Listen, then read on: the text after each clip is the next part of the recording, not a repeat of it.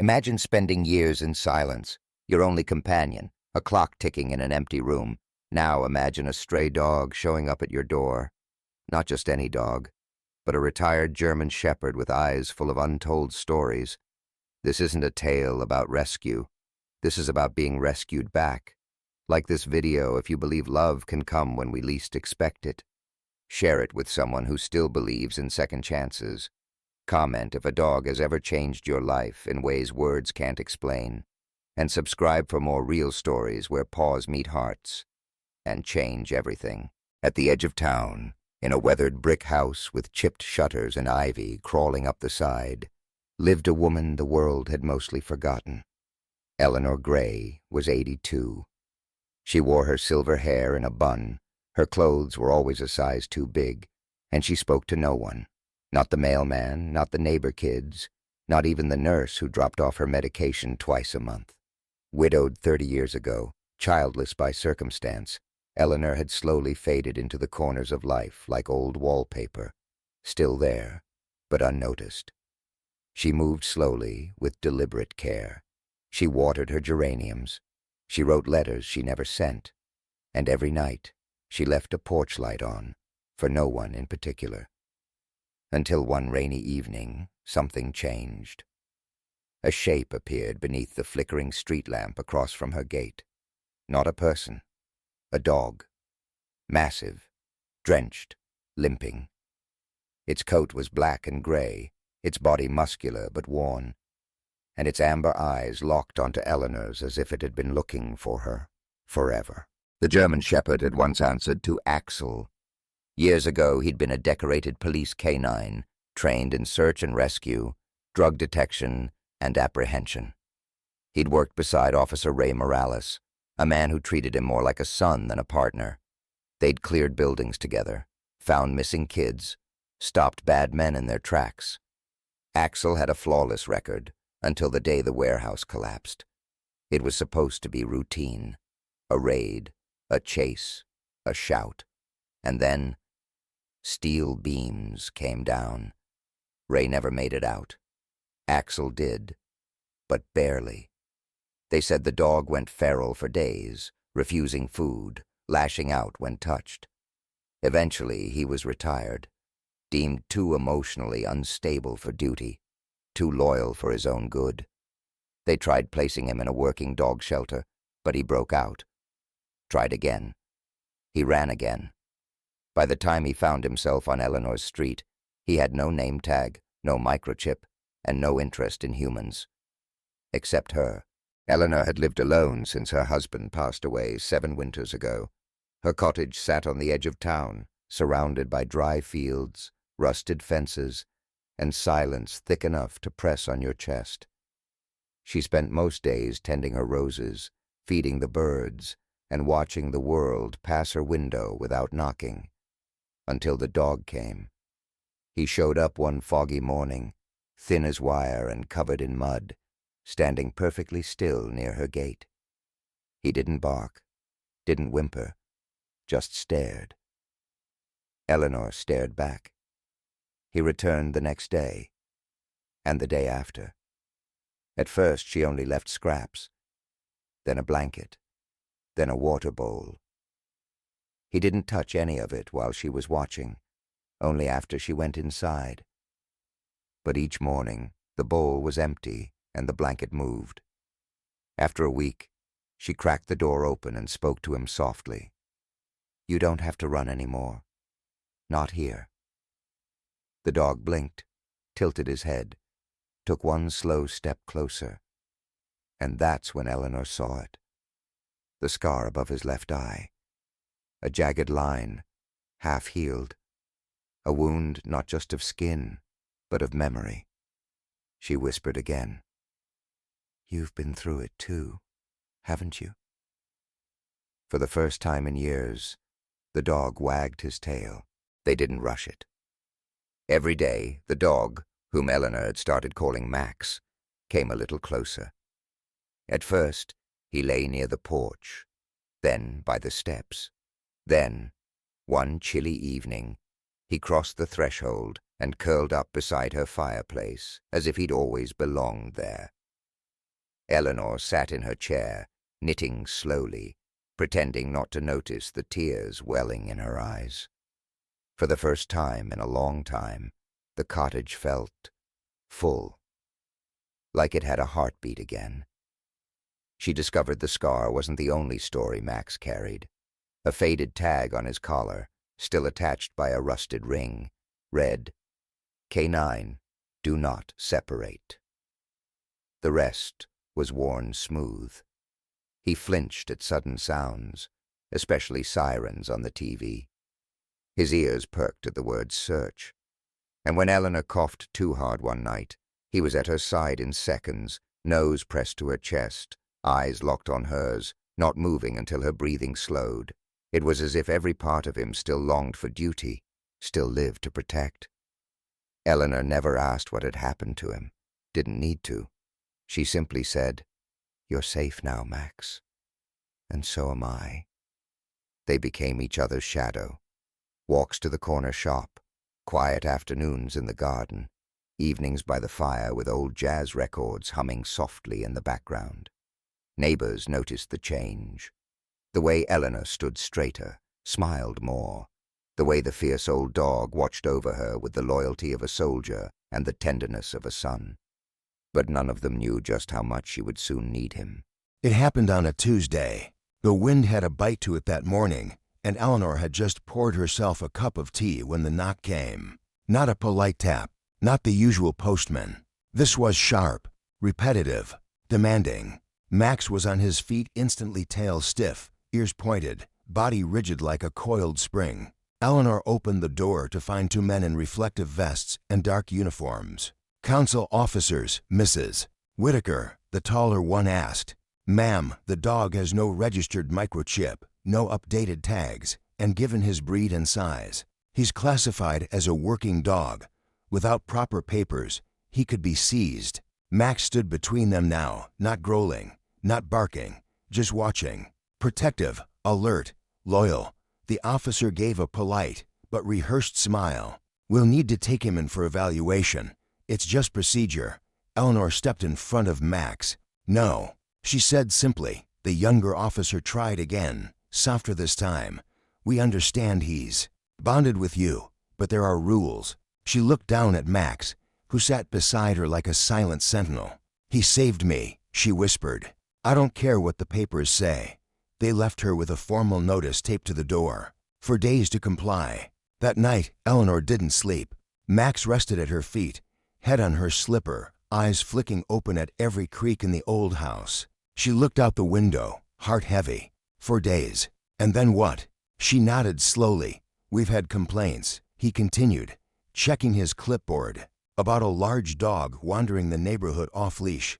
Some residents are concerned. We've traced the animal to this address." Eleanor's eyes narrowed. "He's not a stray," she said, voice quiet but firm. "He lives here, with me." Eleanor moved like a ghost through her home the next morning. The kettle hissed, the toast popped. Max's tail thumped once against the floor when she entered the kitchen. But even he sensed the shift, the weight, the deadline looming. For days, she called the council, was placed on hold, transferred, disconnected, called again. Eleanor opened the tin of biscuits, his favorite ones, the chicken-flavored stars, and he didn't even wag his tail.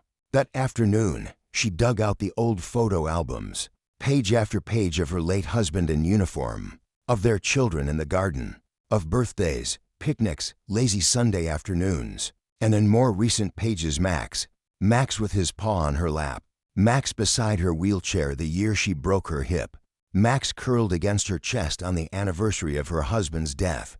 He wasn't just a dog, he was her tether, and now they were trying to take him away. She began to write a letter to the council, to the local paper, to anyone who might listen. She wrote until her fingers cramped. Then she folded the letters, pressed a kiss to each envelope, and placed them by the door. Max nudged her hand. She looked down. "I'm not giving up on you," she whispered. "I promise." But as the sun set, painting the living room in quiet gold, the clock ticked louder. 3 days left. They told her she could submit an appeal, but it would take weeks, maybe months. She didn't have months. Max began pacing. He could feel her anxiety like a storm behind a closed door. The morning came with rain.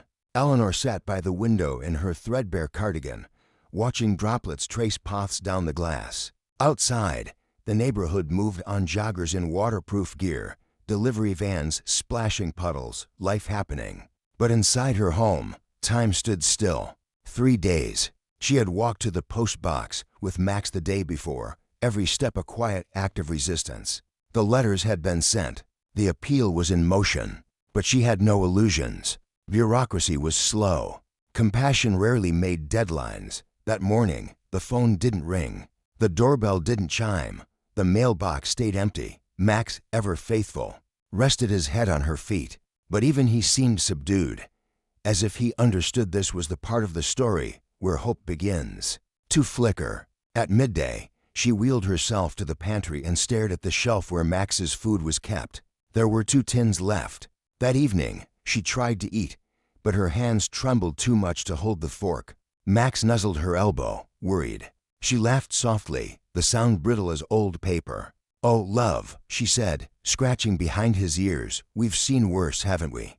But her voice broke halfway through the sentence. It was the first time Max had ever heard her cry. That night, Eleanor lay in bed, clutching the blanket like it might anchor her to the world. She heard Max's soft whines from the foot of the bed. She whispered his name. He crawled up beside her, laying his large frame across her legs like a weighted promise. And still no news, no miracles, just the ticking of the clock. 2 days left. Morning broke quietly, with soft sunlight spilling over the windowsill like a hesitant apology. Eleanor hadn't moved from bed. Her body ached, but it wasn't pain that kept her still, it was the numbness of disappointment settling into her bones. She didn't expect anything anymore, until she heard the bark. Not Max's low, reassuring woof, but a sharp, excited series of barks that shattered the silence like glass. Then knocking, firm, rapid, insistent. Eleanor struggled out of bed, her hands trembling on the frame of her walker. Max raced to the door, tail wagging for the first time in days. When she opened it, 2 people stood on her porch, a tall man in a worn fire department jacket, and beside him, a young woman with a kind face and a clipboard in hand. "Mrs. Wren?" The woman asked, breathless but smiling.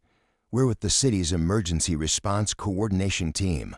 You sent a letter about Max." Eleanor nodded slowly, heart thudding in her chest. The man stepped forward. "My name's Captain Lane. We heard your story. And more importantly, we saw what Max did." He held up a battered folder. Inside were photos: Max standing tall beside a stretcher, Max leading a crew through thick smoke, Max laying beside a frightened child in the rain. The woman added softly, "Max saved lives, yours, others. The department didn't just read your letter. They passed it along. And the city council, they responded." Eleanor blinked, lips parting. Max is no longer classified as active K-9. He's been awarded full retirement, effective immediately. And Captain Lane added, voice thickening, "He's officially yours." Eleanor sank onto the nearest chair on her porch, covering her mouth. With both hands, Max nudged her knee and let out a single, happy bark.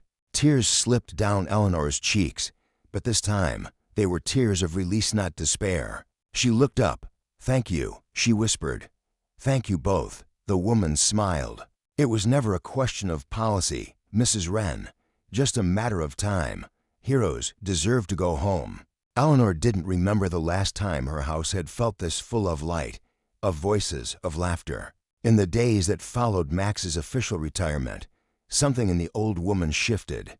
The same hands that had once barely been able to hold a teacup now clipped roses in the garden. Her once quiet porch now echoed with conversations from curious neighbors, firemen dropping by, and even a few kids who wanted to pet the brave dog from the news. Because yes, there had been news. The local station had run a segment, "Retired K-9 Brings Life Back to War Widow's Doorstep," and it had gone viral in a way Eleanor couldn't comprehend. Letters came in from across the country. Strangers wrote about how much they missed someone, how Max reminded them of loyalty, of family, of love. And Maxie was everywhere, beside her in the kitchen, at her feet while she read, nudging her elbow when she forgot to eat. He was more than her protector now. He was her purpose. One afternoon, a small boy from next door knocked and asked if Max could play. Eleanor really smiled and opened the gate. Max ran, free and bounding, tail high, ears perked, chasing the boy's laughter like a bird in the wind. Eleanor sat under the magnolia tree, sunlight dappling her face. Watching the two of them weave through her garden, she closed her eyes for a moment, and when she opened them, she didn't see loss. She saw color, movement, hope. For the first time in years, the past no longer held her hostage. The pain was still there, but now it sat beside joy. Max ran back to her, panting, eyes bright, as if to say, "We did it, didn't we? We came back." Eleanor placed her hand on his head. "We're still here." "Max," she whispered, "still here." Seasons changed. Winter brought snow that blanketed the garden in quiet white, and Max's paw prints became the only paths leading to Eleanor's door. Spring followed with blossoms, then summer, and the two of them, woman and dog, moved through each day not as survivors, but as companions in the art of living. Eleanor never went back to being who she was. Grief had carved it deep for that, but she did become someone new, someone softer, stronger, and strangely lighter. She began baking again, painting, reading stories to neighborhood children who would sit cross-legged on her porch while Max stood like a sentinel beside them. She even installed a little bench by the gate where people could come, rest, and pet the hero dog. The town started calling it Max's Corner. Veterans who had once stopped talking came to sit there in silence, until Max leaned his head into their laps, and they finally said what had been trapped for years. Eleanor didn't do much, she'd say. She just opened her gate. But that was the thing about love. Sometimes it doesn't come in grand gestures or loud declarations. Sometimes it walks in quietly, covered in scars and memories, sits by your side, and stays. Years later, a plaque would appear on the bench in honor of Max the dog, who didn't just save lives, but gave one back. And every time someone asked Eleanor if she missed the old days, she'd look at Max, curled at her feet, gray creeping into his muzzle, but eyes still sharp with knowing, and she'd answer, "No, these are the days," because once upon a time, in a quiet town and a lonely house, a widow opened her door, and life walked anon for legs with a battered past and a heart full of second chances.